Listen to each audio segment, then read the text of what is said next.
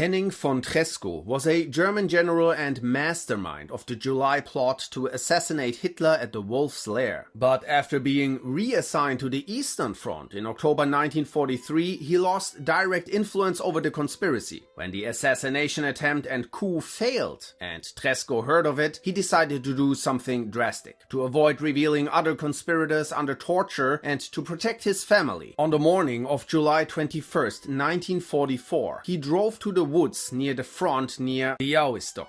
He then staged a fake Soviet partisan attack by firing his pistols before detonating a hand grenade under his chin. The Wehrmacht initially reported he died heroically in combat. He was buried at his family estate in Wartenberg, but after the Nazis discovered his role in Operation Valkyrie, his body was exhumed and burned at the Sachsenhausen concentration camp. Under collective family punishment, his wife was arrested and his children taken away. Herberts Cukurs was a Latvian Nazi collaborator and deputy commander of the Herberts Commando, responsible for mass killings of Jews in Riga. As Germany lost the war, he fled to Brazil, settling in Sao Paulo, running a scenic flights business and using his real identity. But in 1964, he was photographed by a local Jew who knew he was the hangman of Riga. The photos reached Israel's intelligence service, which launched a plan to eliminate him. Disguised Mossad agent Yakov Midat posed as Austrian businessman Anton Mussert and befriended Cukurs by gaining his trust. Eventually, Cukurs was lured to travel to Montevideo in Uruguay with the promise of investment and buying offices for their new joint aviation business. On February 23, 1965, Mussert invited him to meet another Austrian businessman in a remote villa. What Cukurs didn't know, a three-man Mossad team was waiting there. When he entered the villa, they jumped him, leading to a violent struggle in which Cukurs bit off one agent's finger. He was eventually subdued after being struck heavily with a hammer, shattering his skull. As he begged to speak, he was shot twice in the head, then multiple times more. His 64-year-old body was dumped in a trunk with a note detailing his role in the deaths of around 30,000 civilians. Herbert Hans Haupt was an American spy working for Nazi Germany as part of Operation Pastorius, a plan to blow up US infrastructure such as hydroelectric plants, aluminium factories, railroads, and river locks. After training at the Brandenburg Sabotage School, he was sent by U-boat to Florida, landing at Ponte Vedra Beach. He traveled to Chicago, stayed with his parents, and visited his girlfriend. However, two other spy agents surrendered to US authorities and exposed the entire group. Haupt and his parents were arrested. He was tried by a military tribunal in Washington, D.C., found guilty of espionage and sentenced to death despite not carrying out any attacks. On August 8, 1942, he and 5 others were executed in the electric chair, the largest mass execution at the D.C. jail. In a final undelivered letter to his father, he expressed regret and said his last thoughts would be of his mother. He was 22.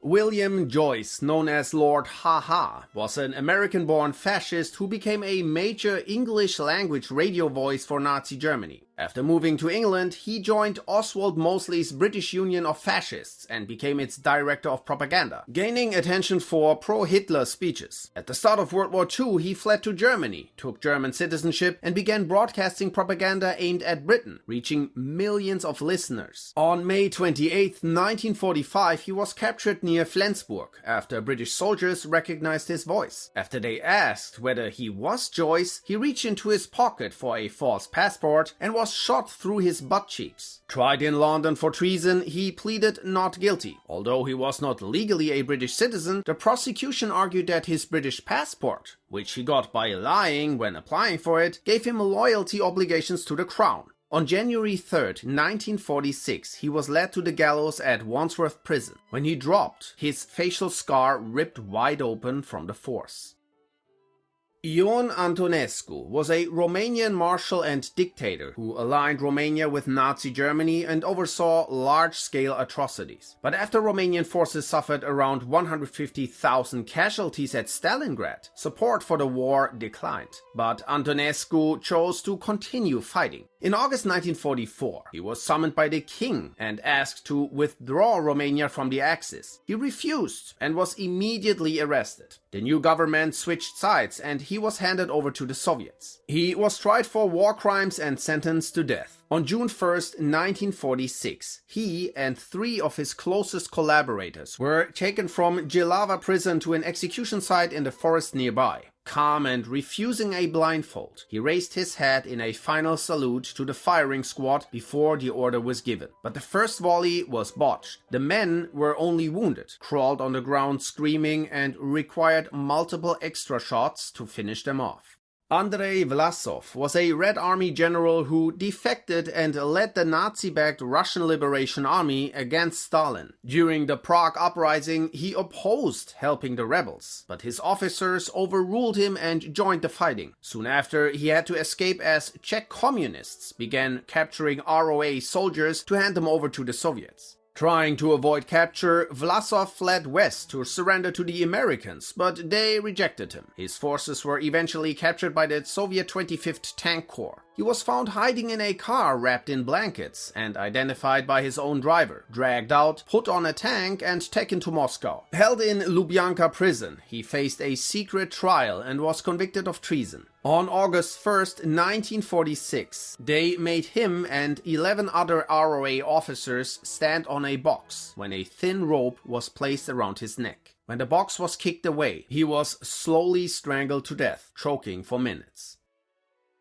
Claus von Stauffenberg entered the Wolf's Lair in East Prussia on July 20th, 1944, carrying a briefcase with British plastic explosive and a time-delayed detonator. He armed one charge in a washroom and placed it near Hitler during a military meeting and then left the building. The explosion killed 4, but Hitler survived with minor injuries. Believing Hitler dead, Stauffenberg flew to Berlin to activate Operation Walküre, a coup plan to seize power by blaming the SS for the plot. But when news spread that Hitler was alive, the plot collapsed. The conspirators were located at their headquarters and overpowered after a short shootout, during which Stauffenberg was wounded. General Friedrich Fromm quickly turned on them and ordered their execution. That same night, on July 21st, 1944, Stauffenberg and several others were led into the courtyard of the Bendler block, which was lit by the headlights of a truck. As he stood before the firing squad, his aide Werner von Heften stepped in front of him and took the first bullets. Stauffenberg's last words praised Germany before he was shot. He was buried with military honors, but the next day the SS exhumed his body, removed all insignia and medals, and cremated him. The failed plot led to mass reprisals, with over 200 people executed.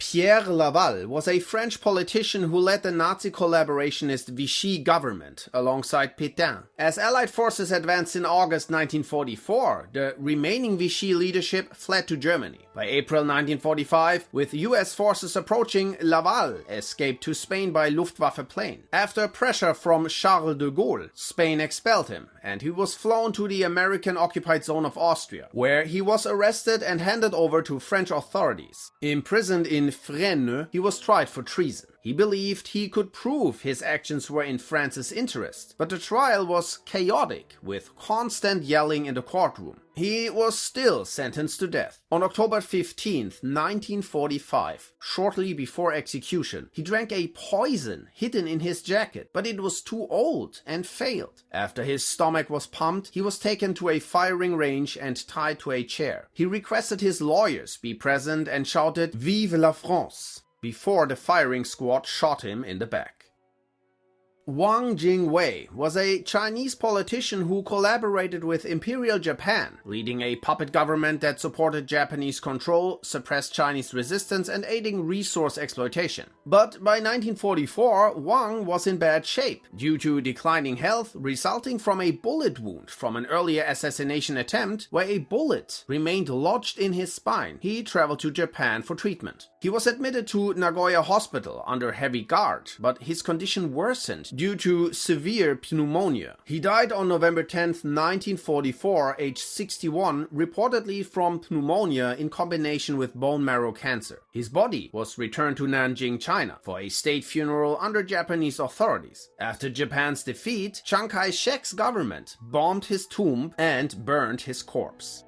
Anton Mussert was the leader of the Dutch National Socialist movement and collaborated with Nazi Germany, helping the Gestapo suppress resistance and enabling the arrest of his own countrymen. After Germany's surrender, he was arrested in The Hague, in his office, and later convicted of treason. His appeal for clemency to Queen Wilhelmina was denied. On May 7, 1946, 4 days before his 52nd birthday, he was taken to the Waalstopper Vlakte Dunes, a site where many Dutch resistance members had been executed. At 6:30 a.m., he was tied to a post and shot by a firing squad, dying instantly. He was buried anonymously, but his body was stolen and secretly reburied in an unknown location. Mildred Gillars, known as Axis Sally, was an American broadcaster who spread Nazi propaganda during World War II.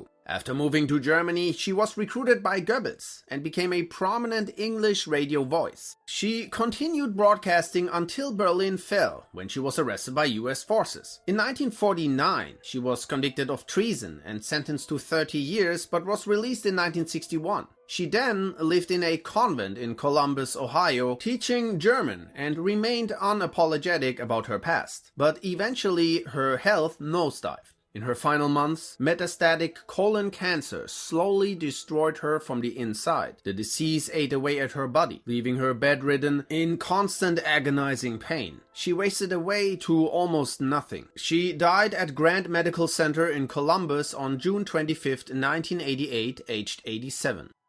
Jozef Tiso was a Catholic priest who became the leader of the Nazi-aligned Slovak state, overseeing the deportation of Jews to German camps and agreeing to pay Germany per person. His regime also hunted down and punished those involved in the 1944 Slovak uprising. But as Soviet forces took Slovakia in April 1945, he fled to Austria and then hid in a monastery in Bavaria. He was arrested by American forces in June and handed over to Czechoslovakia, where he was sentenced to death. On April 18, 1947 in Bratislava, he was hanged while wearing his black clerical robes and holding a crucifix. But the execution was botched. Instead of a quick death, he slowly suffocated for several minutes. He was 59 years old.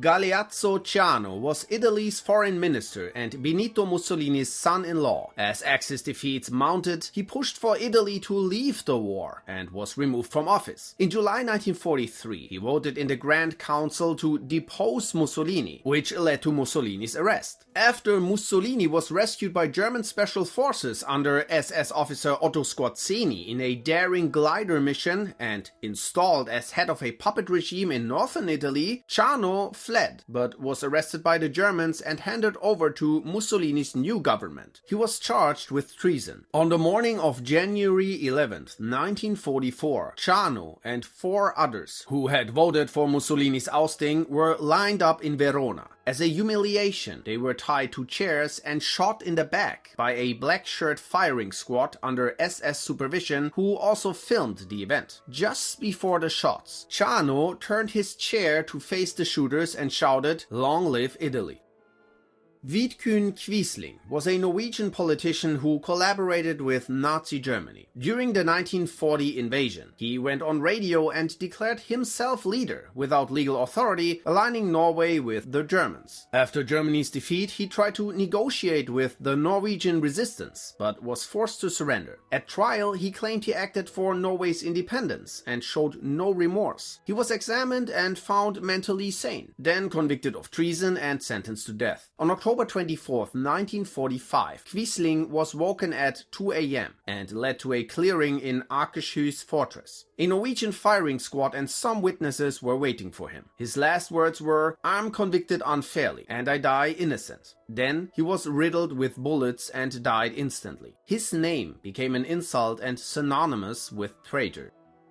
Kanao Inouye was a Canadian collaborator who served Japan in Hong Kong as an interpreter and guard for the Imperial Army and the Kenpeitai Secret Police, where he tortured Canadian prisoners of war and civilians. After Japan's surrender, he was arrested and tried by the Brits. In 1946, he was convicted of war crimes and sentenced to death, but the verdict was overturned because, as a Canadian citizen, he could not be tried for actions under an enemy army. He was then retried for high treason and again sentenced to death. On August 27, 1947, at the age of 31, he was hanged at Stanley Prison in Hong Kong. Just before the trapdoor dropped, he shouted, "Ten no heika banzai." Hotsumi Ozaki was a Japanese advisor to Prime Minister Fumimaro Konoe, who passed secret information about Japan's plans to German Soviet spy agent Richard Sorge. In 1941, Ozaki supported expansion into Southeast Asia against Hitler's request to invade Siberia. He was arrested in October 1941 as part of the crackdown on Sorge's spy network in Tokyo, after Sorge identified him as key associate. At trial, he was sentenced to death for treason. On November 7, 1944, Ozaki was hanged at Sugamo prison in Tokyo, on the same day as his handler Sorge.